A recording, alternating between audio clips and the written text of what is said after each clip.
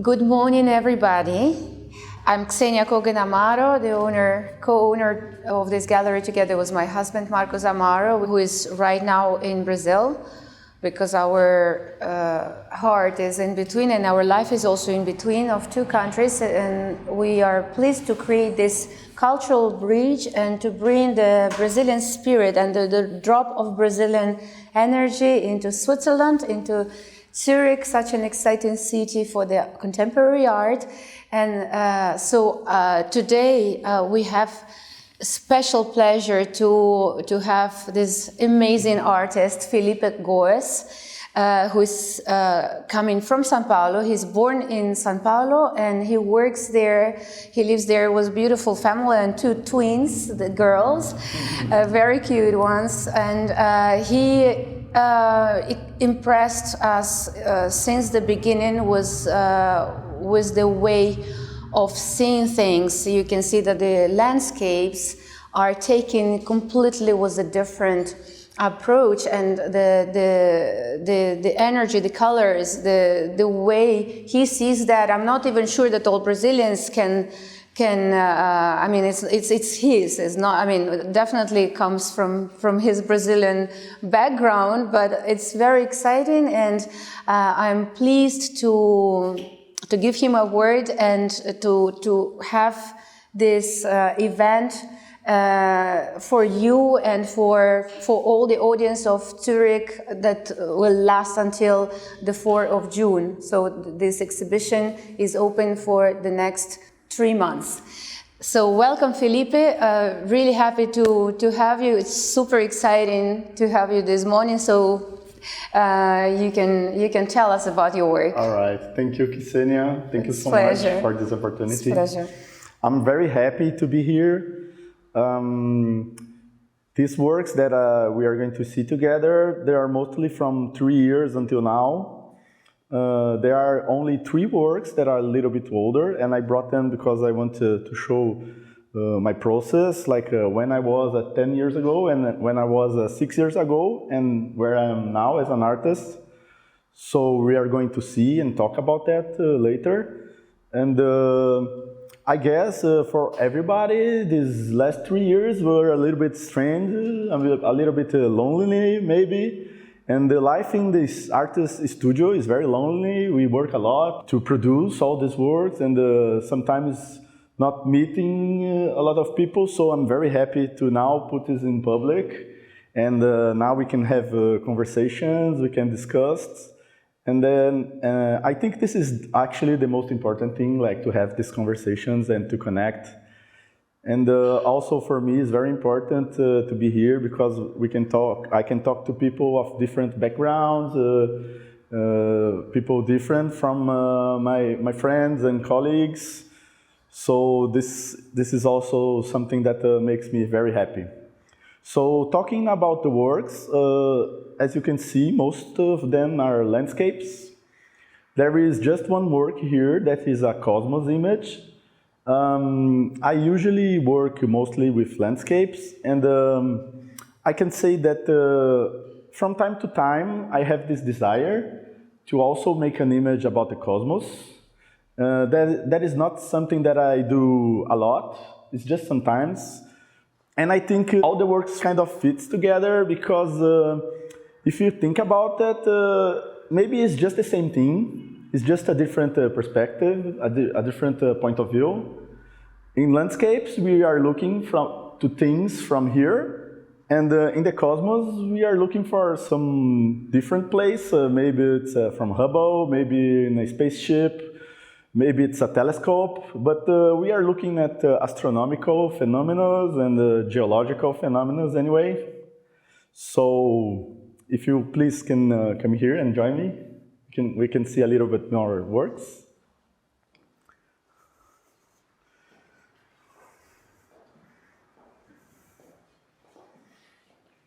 One important thing that I would like to mention to you is that all these places, they are not real. I can't tell you where this place actually is. I can tell you where this place actually is or this place. They all come from imagination. Of course, I have been to many places, I have seen many images, but I can't actually tell what is that. And to stress this idea, I don't give titles to the works, the titles are just numbers. So I would like people to feel free to imagine what this could be. Like for me, it's so interesting to have this kind of conversations and people, oh, okay, you say to me that this place is not real, but I know this place. So this is so interesting to me, to actually see that people do imagine the places. This is just awesome to me. And another thing that is very important to me is color. So color is the first thing that captures our attention. It's something that seduces us. And but after we are seduced by a specific color or a painting, there is this second step of maybe we can make rational thoughts about what we are seeing. So I think it's at this point that we may, what this place is, why the gesture is like this, how this fits the art history in general. So there is this balance between being seduced and being making rational thoughts about the paintings that I think it's very interesting. For me, not just as an artist, but also as an observer of art. Like when I go to museums and see the art that I love, I often make these thoughts to myself, like how he came out with this painting, why the colors is like this. But after a while, I'm just seduced about the painting and I'm not thinking about anything. I'm just like, oh man, this is so beautiful. So I think painting and art in general make us be in balance between being very emotional and being very rational. There is also one thing that I would like to mention here. As I don't have this real place to begin with, or I don't use an image as a starting point, I have to discover the image while I'm painting. So I usually start with some kind of idea, and it always goes wrong. And I'm not sad anymore about that. I think I got used to it. But after this first failure, I just keep painting and try again and change colors and change the horizon line position. Actually, I can change anything. That's what is so beautiful about painting itself, like this liquid pastels thing that you can just move around and change and erase it and took it out with a painting knife. So at the end, I will discover, at least I always hope that in the process I will discover an image, and it usually happens after a lot of hard work. Sometimes a painting like these sizes can take a month and a half in my way of working. So one thing that about this that I mentioned, this process of discovering the image, is that I like to leave the marks of this history process. So for example, in this painting here, you can see in the blue sky that there was another color behind it, and I didn't cover it completely. There is some of the purple behind, and also there is some orange dirt on the blue painting, which is something like I couldn't plan that. This is actually the perfect metaphor for the painting process. Like you can't make fake dirt, you know. This just happens in the process, and we have to accept it. It's part of this painting. And if you take a careful look in all the paintings, you will certainly find many of these examples. Can I make questions? Sure. So when you choose you decide what you're going to paint, does it stay, or you also, during this process, you also change your idea? Let's say you were painting one landscape, and then you decided, here are coming the mountains, and I want to do something else. Yeah, very interesting. Yeah, it happens, a lot. And also because my works, the colors that I use are not very there are a little bit of fantasy on them, like the water, yellow. So we just can see this as water because there are other contrast colors that make us believe that actually could be yellow water. So this is interesting because sometimes when I change a color in another place of the painting, something that looks like water doesn't look anymore. So this is also a kind of changing, like, okay, I was planning water here, but maybe this is just green fields now, and this looks like a sky, but now it could be a mountain, and the sky is just up there, so yes, this really happens. And you said that the paintings are numbered, like you give a title as a number. Is it just the number like in order, or you have any connection with the numbers? Oh, okay. Oh, wow. This is so interesting. Thank you for asking. It's just a sequential number to actually stress this idea that it's untitled, but I could just say that they are untitled, but I like the idea of the number because the idea of the number for me is that it's not untitled because I couldn't title it. It's untitled because I really want them to be untitled, you know? I think there is a little philosophical difference in these two ideas. And also I like the idea of the sequential number because for me painting is hard work. It's like going to a studio in the morning, leaving in the evening, coming back after, and starting again day after day. So this sequence to me make a lot of sense in the way I think about painting, like a craft, like something you have to devote yourself every day and read about that and like kind of make your life being around it, like painting. Mm-hmm. And I think my life is probably so much around painting because all my friends are painters. All the places I go in the world, I go to see some painter that I love of that place. Do you dream at night painting? Oh yeah, sometimes I dream about painting, yeah. Usually if I have a very difficult problem at that day with the painting, like an unsolved question, like a dead end, and then I just can't stop thinking about that. Great. So for the inspiration for your works, you said they're made of places, fantasy places, but are there still some reference points in your life, or where do you get the ideas from for the different elements? All right. Well, I guess I make this effort to really see the world, like I'm always observing things. It can be nature, can be city, can be people on a restaurant. I like to observe things, and I love images. So I always looking into images. For example, I don't know Egypt. I have never been there, but I have so many Egypt images on my mind, you know. And so they come probably from some of experience, real ones, and some of just my observation of images. And of course, art history. I love art history, so it's another source of image.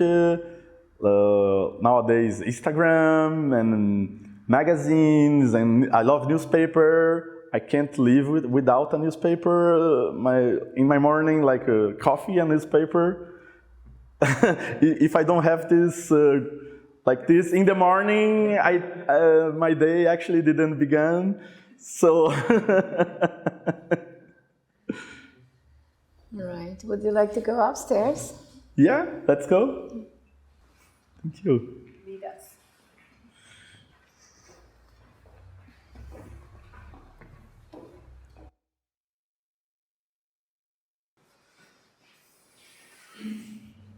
I thought it could be a good idea to start in this room because here we have a painting that is from 10 years ago. And as you can see, it was already a landscape, but it is painted a little bit different. It is more pastel colors, it's more light, it feels more like a watercolor maybe. So the technique was a little bit different, and also the image, if you see, might look a little bit different from anything else, because at this point of my career, I was painting mostly Brazilian landscapes, like scenes of a tropical world. And at that point, I made a reflection to myself, like, do I really want to be a Brazilian that paints Brazilian landscapes? And I decided that I didn't want that to my life. Like, there are so many things that we can relate to that. Like, we can think about maybe this could be seen as a nationalist idea about my own country, or there was already a big tradition of landscape paintings in Brazil, as anywhere in the world. Like, all countries have their tradition about painting in their own countries. So I didn't want to relate my career and my life to this kind of ideas. So at that point, I made a decision that my paintings would be universal. Like, it could connect to anyone. So I make, from that point on, I make an effort to travel to places very different from Brazil. So I went to Arizona in USA, which is totally different. Like, it's a desert, and everything is red and brown and orange, and the sky at the end of the day is so crazy colors. So that really changed my life to be there for 2 months. I couldn't use a lot of red before that trip. And after that trip, I could use a lot of red and orange. So it really changed my life and my painting. I also went to, in shorter periods, to Norway, to Canada. So these kind of landscapes are very different from my country. So I think that made me a big difference in my works, and also from my perspective of the world. And now I'm here, so I hope I come back more with more time, but I already had the wonderful experience walking out the lake in the evening, and it already changed something on me just to have some hours of walking on this lake. So let's see what the future reserves for me. So I wanted to start here so we can have this conversation. This one is from 6 years ago, so it's not very new, but it's not as old as this one. So it's something in between of all the exhibition that is new and this. And we have one more work in this room that is from 6 years ago, and the rest is from 3 years until now. And why 3 years? Because 3 years ago, I had a solo exhibition in Guanabara, São Paulo. So this work is like the work that I did after the solo show in São Paulo. Okay, thank you. So we can continue. We can take a look here upstairs, and then we're going to finish our visit in the studio downstairs, okay? So please take your time. Take a look at the paintings. Well, as you can see here, it's the smaller works. So it is interesting for me to show the larger ones and also the smaller ones, because of course they are all connected, but it's very different to paint a larger painting and a smaller one. Like, the gestures are a little bit different. In a larger one, there are big gestures, big chunks of paint. When I'm painting, I'm always using a stair to climb and painting some very high, and I have to sit on the floor to paint the lower parts. So it's very physical, as you can imagine. And in these smaller ones, it's more like something more precious, you know. They're hanging on the wall, and I can comfortably do the painting. So the gestures are a little bit different. They're made with the hand. And in the larger ones, it's the whole body that is moving around the paintings. But for me, it's very important to make these two kinds of sizes and also medium sizes, because sometimes I discover new things in the small ones that I could actually use in the big ones. And vice versa, like sometimes I discover things in the larger works that I can use in the small ones. And this also happens in, for example, other techniques as engraving. I have some engravings downstairs, and when I'm doing engraving, sometimes I make visual discoveries that I think, wow, this will be fantastic for a painting. So I think the work of the artist is a little bit like the work of the scientists. Like sometimes we discover little things that we are not sure yet what we are going to do with it. But that discovery is going to lead to another one, and then we realize that we've united that with something else that will make a difference in our work. So that's why for me it's important to have all sizes, and that's why for me it's important to show it to you. I have a question related Sure. to the tent, that painting, because you mentioned that you're interested in the art history, and so when I look at it from a particular distance, I immediately kind of think, well, not immediately, but there is this sort of thought coming into my head that is there a little bit of Monet in that? Yeah, I think this is a good observation because, as I mentioned, I am inspired by real things and by images and by art history, of course, because I love art. So I have many painters that I love so much, many painters. I can almost say that I'm in love with everything, but of course I have some preferences. So of course Monet is one of them, Manet, Pissarro, like the most important painter for me is Matisse. And there are Brazilian ones like Volpi is very important for me for his colors. So if you have the opportunity to do a research about him, you might see something. There was a huge exhibition, in Monte Carlo, a huge number of this painter, Brazilian artist Volpi, and I think it's over now, but it was collected from all over the world, even from all private collectors. Amazing. Yeah, go ahead, sorry. Also in Brazil, there is Guignard, which for me is the best landscape painter that we had.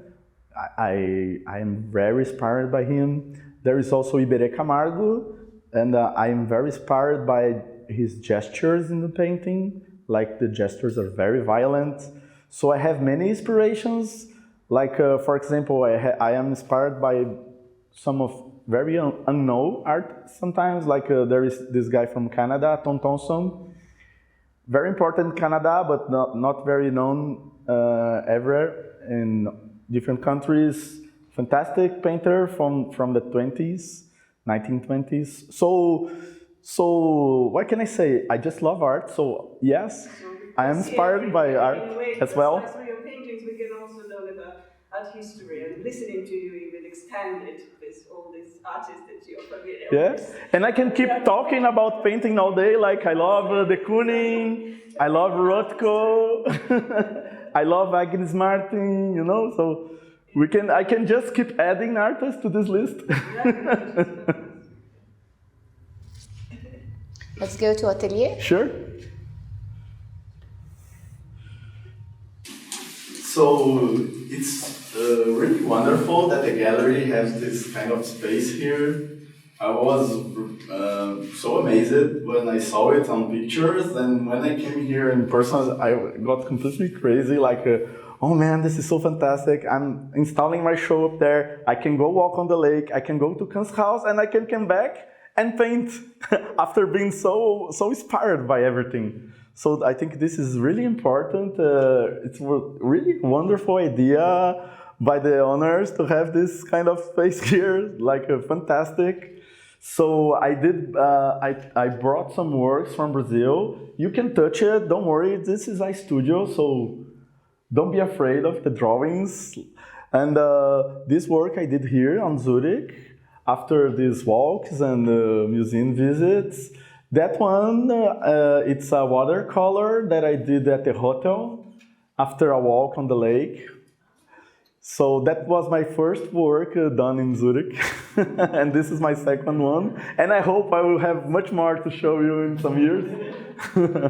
So please, if you have more questions, or if you want to just see the works, feel comfortable. I'm here. Oh, you said that you have an etching.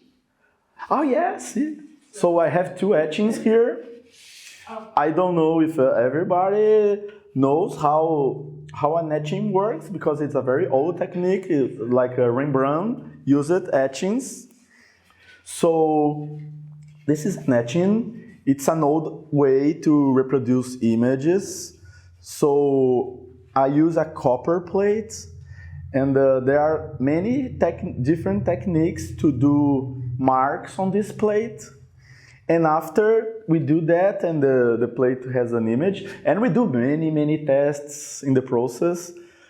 But at the end, when we are happy with the image, we put the paper together with the plate and ink in a press.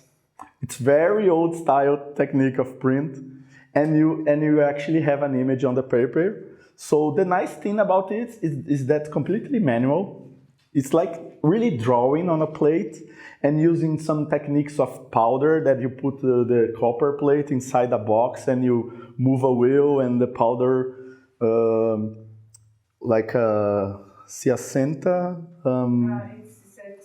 settling down on the plate. Thank you. And you have count the seconds, because if it's like 3 seconds, it's different than 5. That's how you produce darker colors and lighter colors, counting these seconds of powder ascending. So it's a very interesting technique. And the good thing is that it's something that you don't do alone. You're doing usually with technicians that, if the box is not working, someone has to fix it. So it's more like a team work.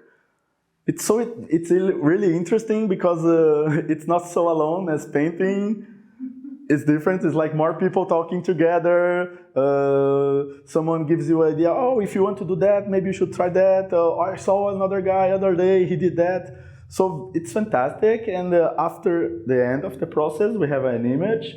I like to have them numbered. So in this case, there are only 15 copies of this one, and 15 and 16. And then we don't have more images of that. So it's kind of, it's a numbered group. Yeah, edition, right. Yeah. So, do you find that because with this etching, you need to have that's what fascinates me about the etching, that you need to be very precise. There's no room for error. It's not like with the pencil when you're doing the drawing. So that is confirmed, because the fact that he's producing etching is absolutely fantastic. Our person from Montesino, he was surprised to see such precise. He told me what I want to do in an organization. But actually, this was a very interesting question, because there is something about the etchings that there is a way to erase. And I love it when I discovered this, because the name is so beautiful. They call it Bring the Light Again. So, for example, if you have a dark place and you said, oh, I changed my mind, I don't want this dark anymore, I want to be white again. So you bring the light again. So there is a technique to erase in the copper plate, so you can continue the work again. And I thought that it was so poetically, this name of bringing the light again. And I often, when I'm painting now, I use this in my head, like, okay, in this place I need to bring the light again. But I'm not erasing, I'm using a different color.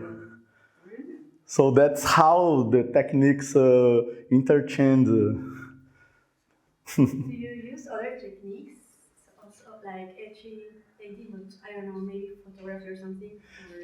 Let me think a little bit.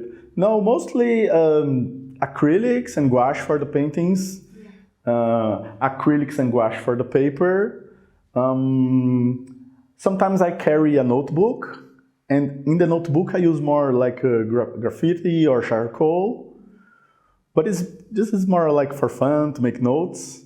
And sometimes watercolor, like if I'm going to some weekend trip, I don't want to carry a lot of materials, just a little watercolor box for a work like this would be perfect. And that's it, mostly. I don't do sculptures, I don't do photography. Maybe someday, but not now. I'm always open. Any other questions? Okay. Thank you so much, Felipe, for your energy, for this exciting event and happening this visit that basically you're welcoming us into your fantasy world, and we feel this warmth, and I think that it brings a lot, you know, in our life and in our Sunday with this sunshine, right? So thanks everybody for coming, for joining us, for being together, and for enjoying the Brazilian art of Felipe. Thank you so much. Thank you, Ksenia. Thank you all. I'm very happy to be here together with you.